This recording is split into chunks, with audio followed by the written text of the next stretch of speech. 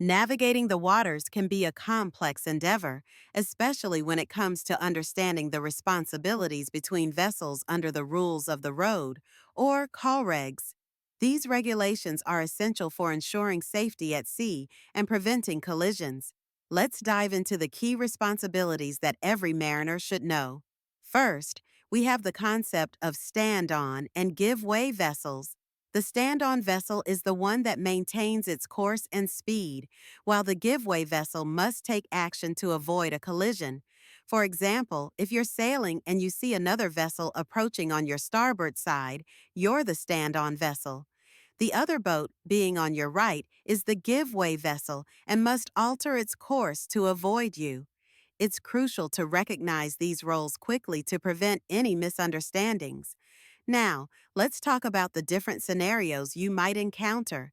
When two power-driven vessels are approaching each other head-on, both should alter their course to starboard. This simple maneuver helps ensure that both vessels pass safely on the port side. Remember, communication is key.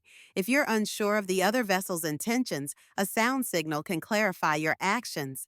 A short blast indicates you're altering your course to starboard, while two short blasts mean you're going to port. When it comes to sailing vessels, the rules shift slightly. A sailing vessel under sail has the right of way over a power-driven vessel.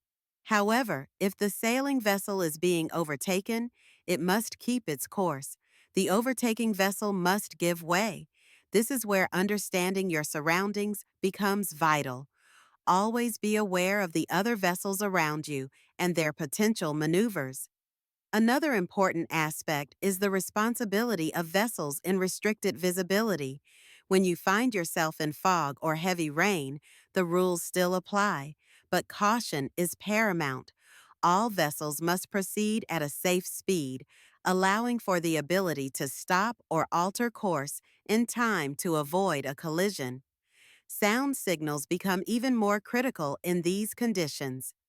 A power-driven vessel should sound one prolonged blast every 2 minutes, while a sailing vessel should sound one prolonged blast, followed by two short blasts. Let's not forget about vessels constrained by their draft, like large ships in shallow waters. These vessels have a special status and must be given the right of way. If you're navigating near a port or a channel, always be mindful of these larger vessels. They may not be able to maneuver as easily as smaller boats, so give them the space they need. Preventive actions are essential in maritime navigation. Always keep a proper lookout, maintain a safe speed, and be ready to take evasive action if necessary.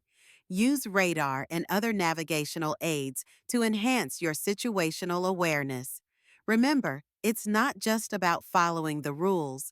It's about being proactive and anticipating the actions of others. In summary, understanding the responsibilities between vessels under the call regs is vital for safe navigation. Whether you're a seasoned mariner or just starting, knowing when to stand on and when to give way can make all the difference. Stay vigilant, communicate clearly, and always prioritize safety on the water.